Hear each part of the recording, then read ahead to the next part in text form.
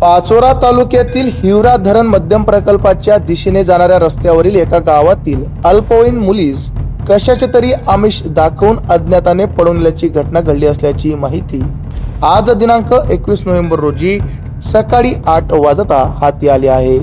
पाचोरा तालुक्यातील मध्यम प्रकल्पाकडे जाणाऱ्या रस्त्यावरील एका गावात 14 वर्षे 8 महिने वय असलेली अल्पवयीन मुलगी हिने दिनांक 17 नोव्हेंबर रोजी रात्री 8 वाजता गावातीलच मावशीकडे जाऊन येते असे आईस सांगत घरातून निघाली। मात्र ती उशिरापर्यंत घरी परत पोहोचलीच नसल्याने तिचा आजूबाजूला नातेवाईकांकडे सर्वत्र शोध घेतला असता ती मिळून न आल्याने तीस कुणीतरी कशाचे तरी आमिष दाखवून पळून नेल्याच्या संशयावरून आईने तात्काळ पाचोरा पोलीस स्टेशनकडे धाव घेतली।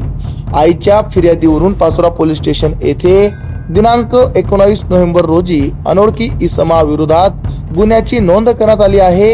या मुलीचा शोध व गुन्ह्याचा पुढील तपास पाचोरा पोलीस स्टेशनचे पोलीस उपनिरीक्षक पुरुषोत्तम दळवी हे करीत आहेत। आमच्या चॅनलला लाईक करा, सबस्क्राईब करा, बेल आयकॉनवर क्लिक करा आणि हो शेअर करायला विसरू नका।